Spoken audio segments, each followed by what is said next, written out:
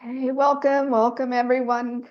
So thrilled you are here. Today's episode, Awaken Your Sacred Sovereignty. I'm super excited for this conversation and thrilled to have my BFF, my road trip BFF here today. A little bit about her, born and raised San Diego, California. Cambria has spent many of her younger days on the beach exploring her background canyon. Her love of nature bloomed into a degree and an 11-year career in oceanography, where she traveled the world's oceans, facilitating large-scale research projects aboard these world-class vessels, which I think is amazing. I just love that about her. And since starting a family and diving into the world of personal development, she's transitioned into a now 15-year career in life coaching and event production. Yeah, I'd love to hear about your event too. That just the amazing work that you do, especially being the wife and the mom and the sailor and the pilot, the help me, Navigatrix. help navig Navigatrix. navigate gate trick. I can't say it. Coach. An instigator of fun and adventure, and I know that firsthand. She's just thrilled to be supporting people to create shifts and pull the reins of life back into their own hands. And I've seen it firsthand. It's amazing. And you're amazing. And I'm so thrilled that you are here. Thank you. Thank you so much. Thank you. Yes, yes, thank you. And I just want to get into, like, I want you to just go, share your story and kind of to now what brought you to this place here and now, and how you do what you do for so many. Yeah, thank you first off for the opportunity and for being in your space. I always love to be with you, and what we create is awesome. So yeah, a little bit about my journey. Like I said, I was very interested in science and these kinds of things. I went to college, I got an oceanography degree, and something that was really formative in my journey that sometimes I forget to share is that I left college and I went for a year. I traveled in New Zealand for 2 months, and then I hopped on a tall ship, like one of those pirate boats, and I sailed around the South Pacific for about 10 months. So the better part of a year, I was gone and traveling, and I had this theory back then that I called follow your happiness, and it basically ended up being the law of attraction in motion.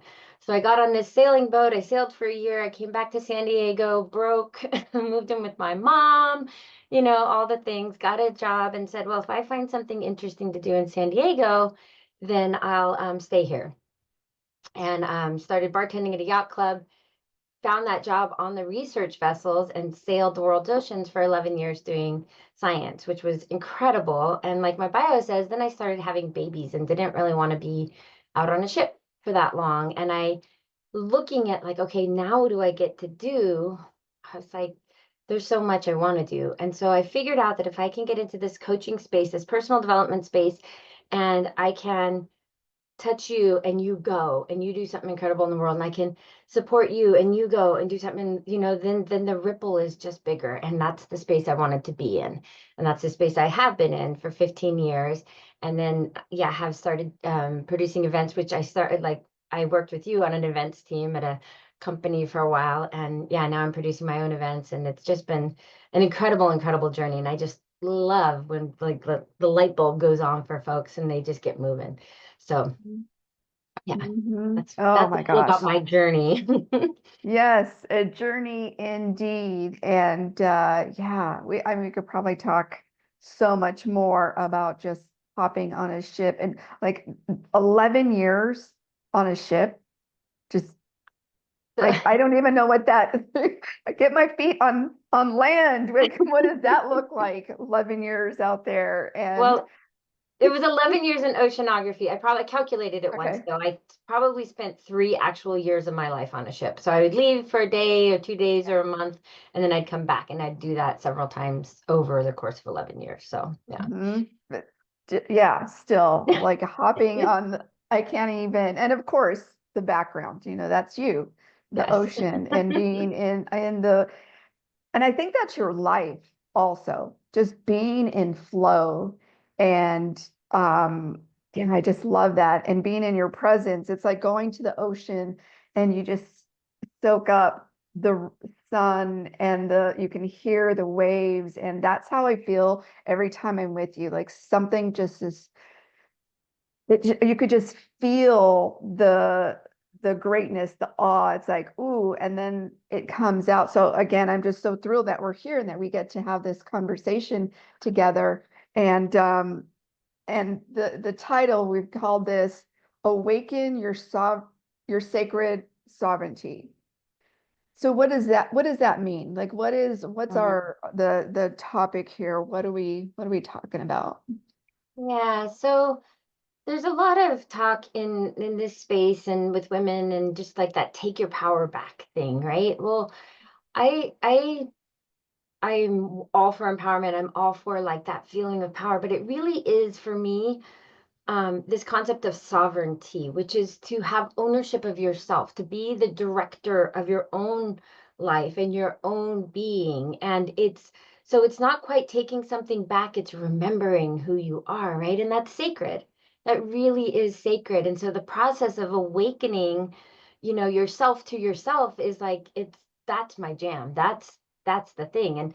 And yeah, I do have this. The navigatrix is a word for female navigator because I think we're all just navigating, and we got to look at where are we at and where are we going? Where are we at? Where are we going? And it's this constant assessment. Your GPS does it for you now all the time without you thinking about it, right? However, since we can automate our lives, there's this constant process of like, who am I? Where am I at? Where am I going? And so that's kind of what I wanted to encapsulate in that title there. Mhm. Yeah, I love that. And you said something right now, and it's like for women, it's like where you're going and what you're like how do you navigate that when you do have family or work and these outside, like what do you mean by like, but I've got to do all these things for all these people, and as women, I think we're just natural nurturers. We want to do for others and our family. And then like how do you even bring that back to me, you know? Yeah. So it's this process of really knowing yourself, like really knowing who you are, and also being really graceful because who I know myself to be in this moment is going to shift, like the fundamental who I am in my core and my heart. And that's the thing is why we do the things we do, why we choose the partners that we choose and the jobs that we choose. And what you're saying, hold all these hats, because ultimately somewhere inside us, we want to contribute. We want to experience love. We want to express some part of our creative being, and so we get into all these spaces, or we don't really define that and we find ourselves in places, right? So back to sovereignty. Who are you at the core of you? And can you remember that before all of these like lessons were put on and we make decisions about how life is, how the world is, like I broke up with this person and now I think all people like that people are bad, and we run with some of this programming for a while without stopping. Again, like where's point A? Where am I at? What am I actually thinking about? And what is my reference of belief for this whole series of decisions I'm going to make? So you asked about how do we sort of navigate with all of these different things. And I'll start by saying, like, I don't really buy into the concept of balance. Like, I think balance is static, it's a moment in time, and it is very, very hard to achieve. And to stack things and just so to get a moment of home, nothing moving. I love to think of life as a harmony. There's highs, there's lows, and they move together. And we, like the ocean, we have these waves, and that's part of the life of its own, right? So, two things about that, about managing all of that in this process of self-discovery, which I believe is a lifelong endeavor. Um, part of understanding ourselves is this concept of masculine and feminine kind of energies, polarities. right? That we have these different aspects of ourselves, some that seek structure and single focus, and some that seek, you know, a wholeness and a groundedness and a creative space. And in finding your way in all of that, the biggest thing I think that can help you get there is setting boundaries, healthy boundaries.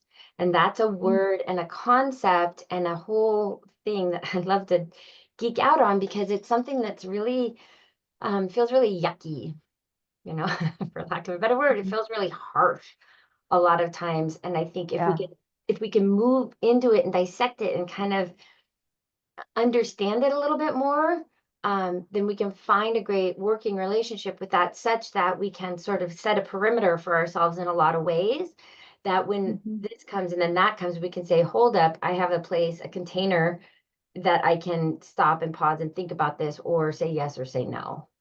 Mhm. Oh my gosh, already so much great stuff here. And I agree, the whole balance is it's not even possible. Even if you tried, there's no way. So harmony for sure. It's the highs and the lows. And sometimes I'm more work mom and sometimes I'm doing that like, of course. And with boundaries, yes, there is this, I think, double standard with, how do I want to say this? Men, when they have those strong boundaries, I think that is a strong man. If a woman has boundaries, and I just might be like, that might just be my reality, but if a woman has boundaries, she's a bitch. She is arrogant, or she, like, who does she think she is, kind of thing. That's my reality. And it's like, okay, so I'm a bitch.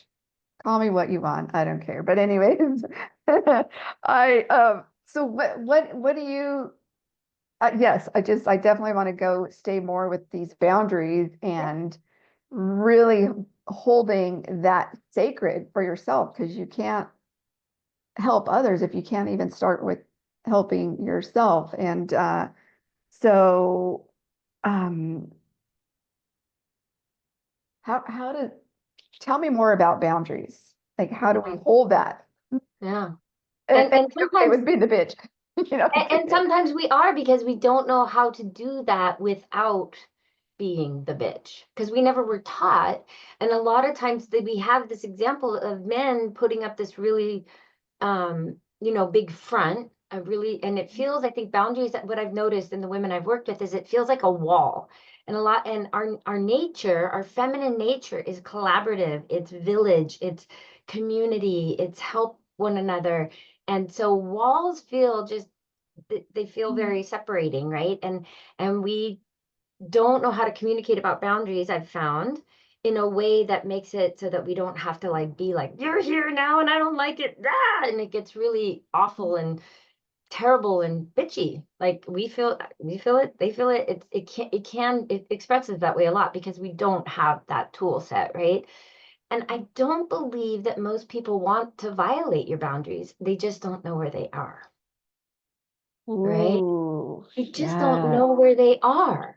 Sometimes we Mhm. don't know where they are until someone comes careening over it, through it. So let's take the metaphor rather than a wall. Let's make a line in the sand.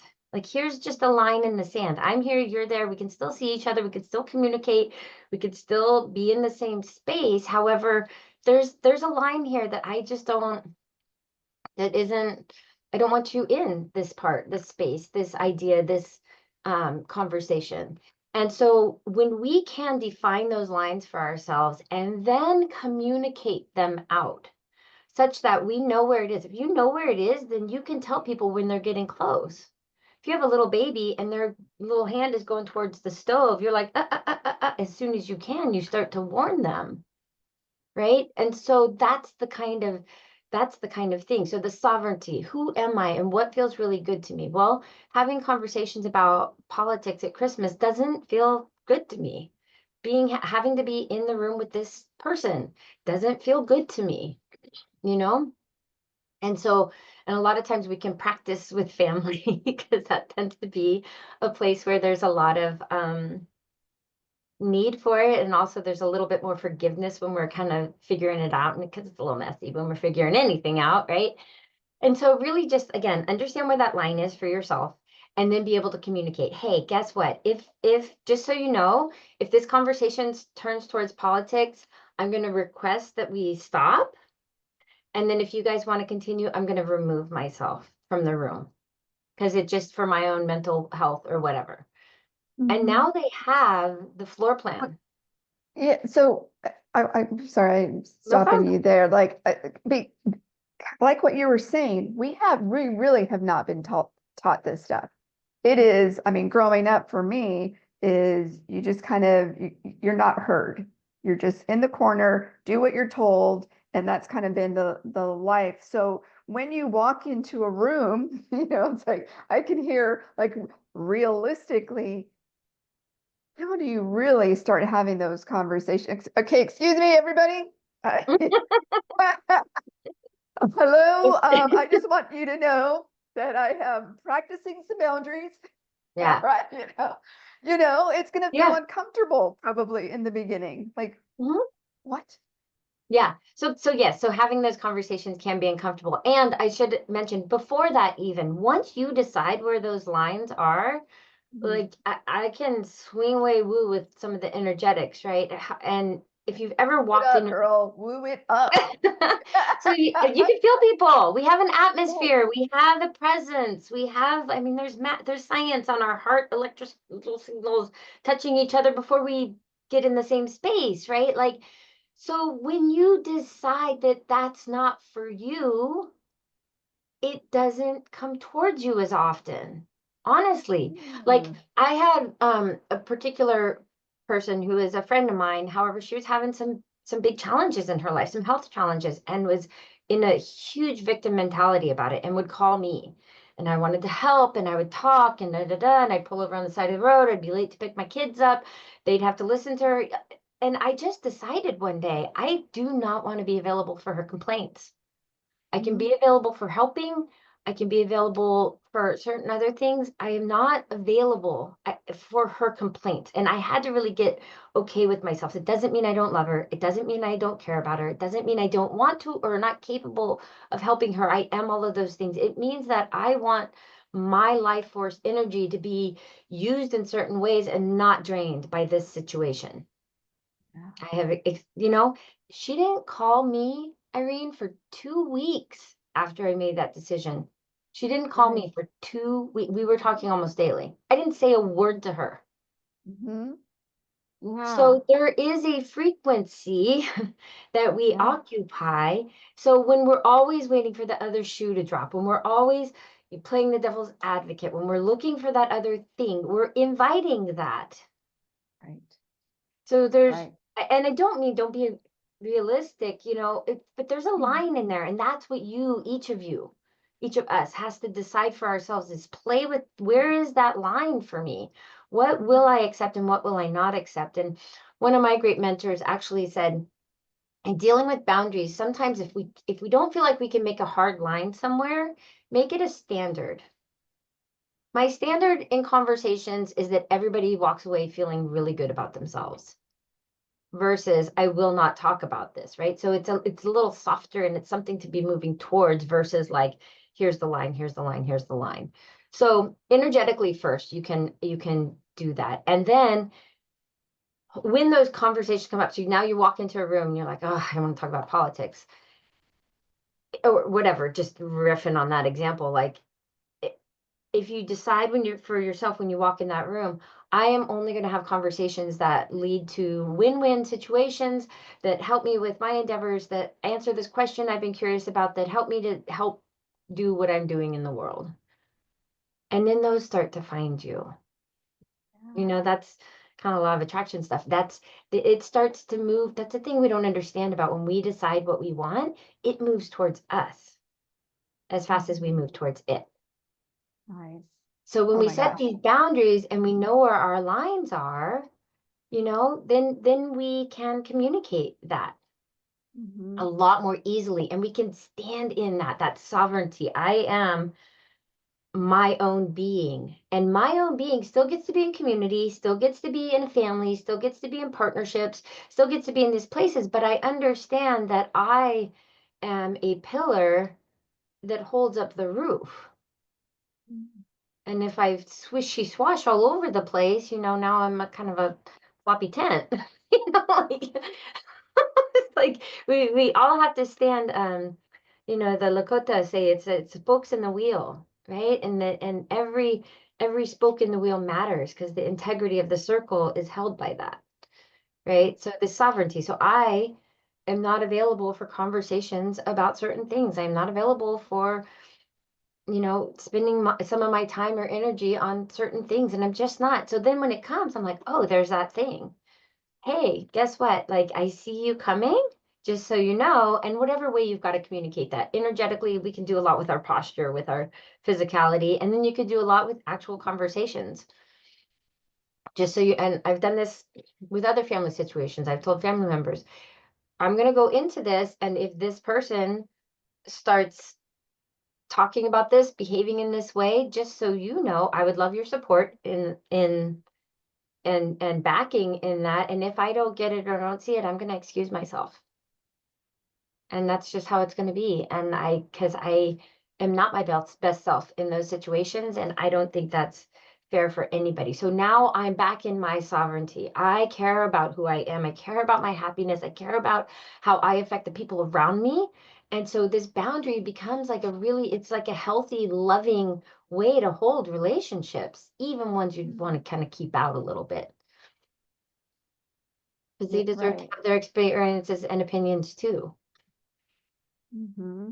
Oh gosh, I love that. Okay. And so I'm going to back up a little Yeah. bit because the knowing thyself, like really know what you want. And I think most people don't do that. They think they know. It's just kind of, would you say that floppy tent? It's just kind of all over. And it's like, oh yeah, I like blue, I like green, I like, it's like, no, like really go deep in who am I?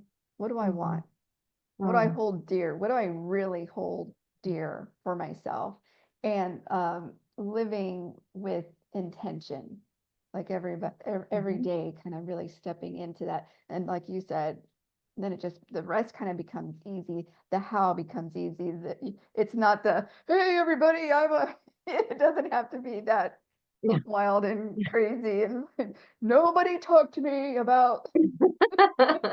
No, you just know, and you hear the conversation coming, you're like, wow, this sounds like something I don't want to talk about right now. I just am not interested in that. So, and sometimes we don't know we have a boundary, right? And that's when it hits us, and then we're like, "Yeah," and we act all crazy. Talk about that too. I'm a big fan of talking about about what happened, right? Like, wow, that went really badly. I wasn't my best self. You hit a boundary. You hit a place in me that I don't have well defined, that I'm not comfortable in, and I didn't know it was there, and I didn't communicate that with you. So I apologize for my behavior and my handling of that, and I've got to explore this into the future. That's a place I don't want to go. I love those words that you just used. You're taking responsibility for that. It's Hmm. on me. It's me. It's not you need to stop and I don't want to. It's not about them. It's really taking ownership, responsibility for your life, the situations you put yourself in to, and just like all the things. Yes, Yeah. outside stuff does happen. Yes, we don't agree with these things, whatever, but then it's not about that thing. It's never about the thing. It's how we respond to that thing, Mhm. right? Yeah, it's something in us. And I tell my husband a lot of times, I'm like, okay, this is a place that I really struggle with. I'm triggered, I get reactive, and I'm gonna work on it. And until I get that figured out, just know when you say this or have this behavior, this is my knee-jerk reaction. And I'm cleaning it up. I really am doing my best to clean that up. And until then, if you get that reaction, it's because I'm not done figuring that out yet. So it can be like this is what triggers me in you. And you don't have to do anything except know that until I get my stuff sorted, I probably am going to react in this way. So you get to choose if you want to come to me with that. Because this is Yeah, probably what you're going to get until I figure it out. And I might actually choose not to figure it out. And that's just what you're going to get. right. And you don't Yeah. have to do anything except know that that's what you're walking into, right? So that's that definition. That's that definition. Yeah. Oh, yes. Good stuff. And let me just say that weaves into knowing yourself, because as we practiced kind of taking a stand for our emotionality, for our the places we get ourselves into, the places we get ourselves out of, like once we start like taking a stand for ourselves in that way, we're like, yeah, that feels much better to me. That actually, and now when you're not in these situations that you react in, or that feel really icky, and that you don't know how to navigate, when you can powerfully like, whoop, okay, we're gonna turn the boat around, we're gonna go that way now because that does not feel good. Now you're in spaces and places that feel good to you. And so the boundaries are the masculine structure, and then moving into a place where you can be free to flow and express yourself and be, in good thinking and good feeling places, then ideas and all kinds of other stuff opens up to you. And then um in doing that work, it reveals to you what that trigger was. Well, maybe this is where that came from. Oh, okay, now I have space to work on that, to be with that, to sit with that, to pray on that, whatever path you choose to kind of tidy that up. What you're saying right now is huge, huge, because I know a lot of, I'll say women will just not do anything because they're not sure. But what I'm hearing here is it's like taking the step or moving forward or doing the thing is going to help you navigate to the next thing. Is it right? Is because there is no right or wrong. It is just you expressing or like whatever it is, and then you get the feedback where you can do the next and the next versus just, oh, I can't. I can't because, and you just keep yourself in this space without, yeah, you can't communicate. You're not like you're not moving and back to the balance. I'm trying to manage all these things and it's not working, but it Right. won't work until you And that actually get off the boat. Get off the dock and I'm trying to use your your analogy. I use my Your ship but I metaphors can't. all Your over the shit place. better. I just like I can't. Well, and Right? even that languaging, I can't. And we rage quit. Like, that's it. I'm done. Like, that's how women express boundaries a lot of the time. Like, I can't even, so I'm not going to. And everything before is cut off. And like, it's very cut and dry. And it's very, you came into my space. And most people, again, are like, I didn't know that was your space. Like, obviously, if there's a front door, we can choose to open it or close it. But if it's just like one of those lawns that goes to the street, it's like, well, where's the edge? Like, where's it start? Where's it end? Mm-hmm. Yeah. So, yeah. So then, and then knowing yourself, then you get to play with these different, energies of, like that masculine, feminine, that like those spaces and places. Like this is a place that feels like really good and lovely and opens up my senses and all of that. And then this is a place that feels like I know where the edges are and I know how to move and I know that I'll be okay. And that's, and then we each have both of that within us. And I think to your point about like how do we manage all of that, I think a lot of women get stuck into these kind of masculine ways of like management and have to do that, and I have all this and I have that and I have this and it gets very it is on more of the masculine side of things. It is structural, it is organizational, and it is very rigid. And unless we balance ourselves with the other part within ourselves first and then in our spaces, Mm-hmm. then there's always going to be a little bit of discord there too. Mm-hmm. Yeah, that was a huge lesson for me. I am very masculine and I check all the boxes. I'm Capricorn, type A, I have money, like everything that I do is like structure, structure, structure. And in that, in the hustle, I burned myself out. I was constantly just doing and hustle. And a few years back, I learned to bring the feminine and now work in that flow in the feminine and the creative come in and work with others and then also do the thing, right? And I didn't realize it, but I was separating myself at work, masculine, go, go, go. At home, it was a little more nurturing and just allowing things to, like, I don't know, I want to say be chaotic for me because it wasn't structured. And then I brought all those pieces together for me. And when you can be like that, men and women, it's not a man and woman thing, like the feminine and the masculine, the structure and the creative, and just, oh, that is where the magic happens, right? That's what you're talking about.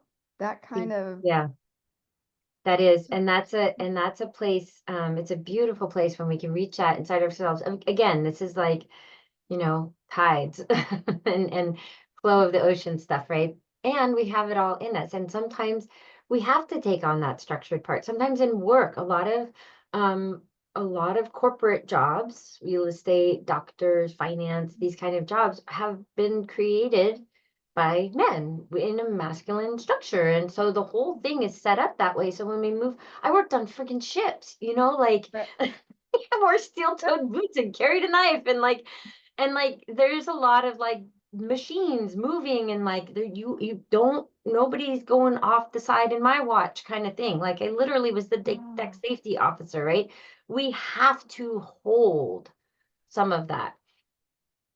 Now, does that mean it's bad? No, it just means it's what it is. And when you know yourself, you know what your polarity is, where you like to be, because yeah, you might be more masculine. It's just where you've learned to be more comfortable.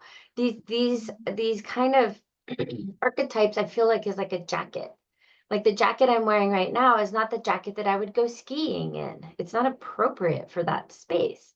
So we get to kind of think of it like that. Mothering can be very masculine. Like, okay, the lunch is made. Did you brush your teeth, brush your clothes on, your shoes? We got to, what time is it? We got to get the car going. That can be a very masculine space. And I think a lot of women are the aspects that are inherently in this feminine polarity, sensuality, sexuality, nurturing, whole creativity. These are things that we have gotten into trouble with at some point of our life. When we were in some kind of full expression of that, we were told no, told we were wrong, literally got in trouble, maybe got physically harmed because we were in these kind of what are perceived as softer places. I like to consider femininity like a tree, like you have roots, you're connected, you're in the earth, you're a big thing. The wind can move you, but it won't push you over. You hold life. You are life. Right. So when I think about femininity, it's kind of more from that place than like, oh, what society will tell us is being girly. Because even women can get very, very masculine about their looks. The precision is masculine. Oh, that's interesting. Everything is just so. Right. It's a protection. Which is a masculine feature. It's a protection. So yeah, so once once you're able to sort of define these things for yourself and play with these places, and that's where the triggers go. I don't like that kind of man. Well, why not? Because that's the kind of person that I used to get in trouble with by just being me. When I went on this journey for myself, I discovered that a lot of the places, like even now, the stickiest places for me are the places where I got in trouble for just being me. I did nothing else. And the whole world is full of that, what they look like, what they pray to, what they were born into, there's, you're a woman or you're a man, like even that is, there's so much stuff that you'd have no control over. And that's the thing that's gotten you in trouble. And so there's this self-rejection. And so that's why I say this is a sacred journey of sovereignty, awakening up to remembering who you are. Because when you came to this earth, you were a squishy little love bomb, and that's it. Squishy little love ball. And so it's about awakening back up to the truth of who you are. shedding some of those layers. We do that through boundary. We do that through like discovery of all of these different aspects of ourselves. And then how we relate those aspects to other people. Like I loved traveling with you because there were certain things you would hold and you'd be like, we're going to get on time. I'm like, I don't have to worry about time. I'm cool. You know, like, and I can, I'm capable. I was very delighted to release some of that stuff to you, and you loved holding it. And that's the setter setting. We were wearing appropriate jackets for that interaction. You weren't as comfortable navigating some of the travel stuff. And I'm like, I got you. And I would hold that part, you know, so we get to be in flow within ourselves, with our partnerships, with our work relationships, with everything, how we move in the world. Mhm. Yeah, that was amazing. And yes, all of the partnerships with self, with others, with our significant others, or, there's so many levels. And yes, and going back to the masculine, feminine, and being able to just navigate which jacket, like you say, that I need to put on in for this situation. And yeah, and I'm starting to really tap into where all this masculine stuff has come from, and just kind of look, not dwelling on the past or getting angry at, oh, these teachers, because I'm finding that that's what a lot of this was for me. It's a couple of these teachers, oh, you're pretty good at math for being a girl, is what I Mhm, got a lot of.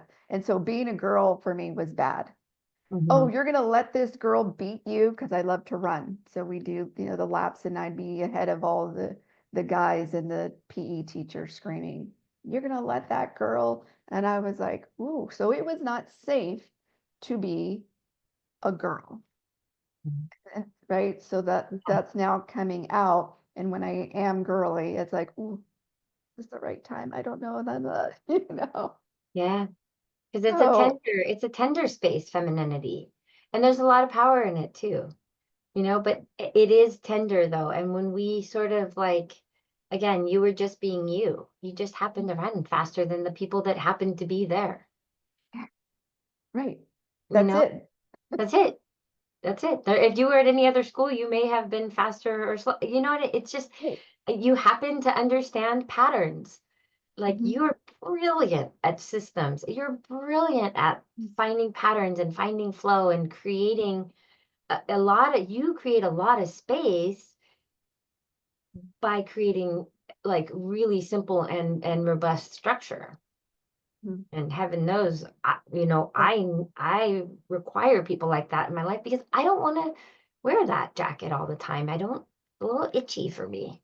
I can, just a little itchy, and I don't like it, and I don't want to. And I got people who can, so why do it? Exactly. Yes. I love this. And that's all part of the play that you were talking about. You just, how does this fit for you? And how about you? And this is what feels good to me. And and communicating that. So Mhm, I'm hearing it's like really knowing yourself, and then the communicating it, or the feminine, masculine, embodying all of that. mhm. Like, and then, because I'm looking at the time, I just want to make sure Yeah, we're good here. I could talk about this for hours. So yes. Yeah, I know. Wait, right. And so, um, like, what are the other, like, because it's always the how we want to, yeah, but how, Cambria, how do we, how do I really take my power back? How do I do these things so that I can be fully me, and then express that? And maybe it's just by working with you. Like, that might just be the next step, Yeah. right? You find somebody who, if you're not quite sure how to go it on your own, find somebody.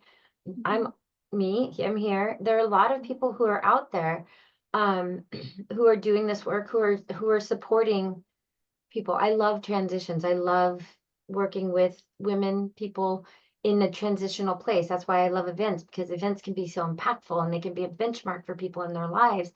And the how, again, the how is a very, very masculine concept. It's a, Mhm. what do I do? Step one, step two. And sometimes the answer is just be. Decide. It begins with a decision though. Decide what you want. Decide, you get to make a choice. and then you get to choose again, and then you get to choose again. You always get to make a choice in every moment. So that's why boundaries are important. That's why understanding this flow is important. So so you decide, this is how I want things to be for me. And the formula is always be, and then do, and then have, right? So it starts with, how are you being? I'm being very upset right now. Is that how I want to be? No, I want to be grounded, and I want to be confident. Okay, so grounded and confident is where we're going to start, and practice that, practice that, practice that. And then in the doing of that, that's going to look different in all the situations. So that's where we're like, you're saying, you got to cast the lines off and move out.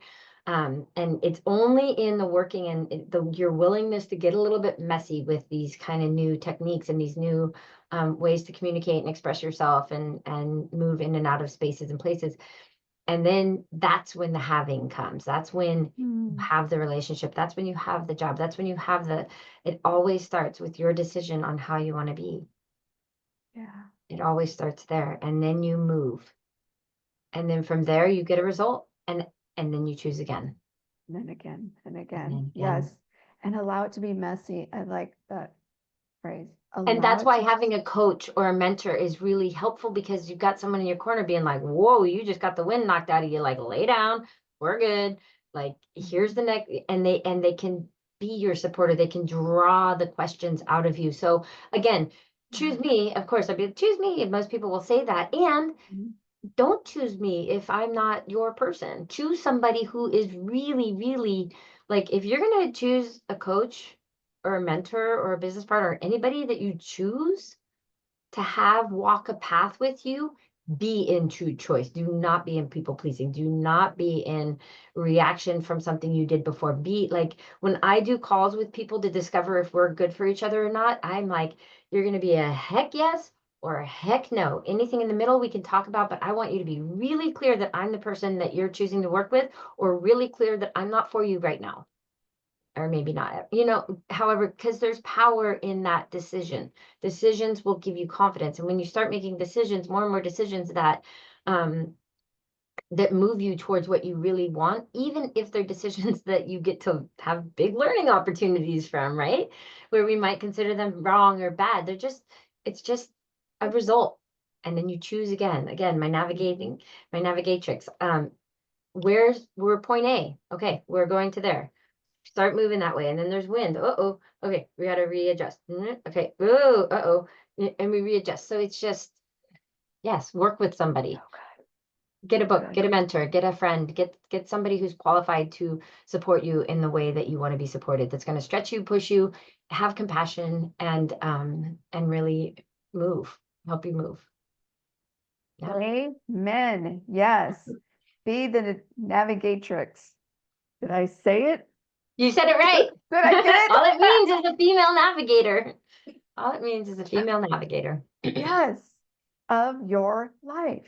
You get to decide every single moment of every single day. What is that? You be her. Do it messy, and it will all unfold perfectly. I love it. Where can people find you to keep? Yes, that's what I need right now. Where do I find you? So I have a website. It's cambriaberger.com. And you can go there, and there's a variety of ways to work with me. And there's also a contact me form there. So you can just reach out and share what you're up to. I have a Facebook group called Navigatrix Collective. And so we'll put all the links here too. Okay, yeah. So the links will be here. And so that's a space where I just have women, and we just kind of talk about things. And sometimes we talk about them a lot, and sometimes it's quiet for a minute. And so there's an ebb and a flow in that space. However, it is a place where I really work with this, how to navigate your life powerfully. So those are the two main places. And yeah. Hey, so good. Thank you so much for being here. And I didn't tell you this part. I have one more question for you. What inspires you, Cambria? What inspires you? Or who? What inspires me? Nature inspires me. Yeah, I just look out at it. I mean, I'm looking at these beautiful trees right now. I look at the sea, and I just think there's so much intelligence. There's so much synchronicity. There's so much synergy. There's no waste. And I sometimes just look at these trees and think, if I wasn't here to observe them, they just keep being trees and keep doing their thing. And I just think it's so beautiful, the unfolding of growth and decay, and it happens without anything except, the magic of spirit. Mhm. I love that answer. Thank you so much. And thank you again for being here. And thank you all for listening, whether you're listening it live or later on. All the info is down below. And I'll see you next time and on Inspiring Interviews. Thanks again. Thanks, Thank Cambria. you.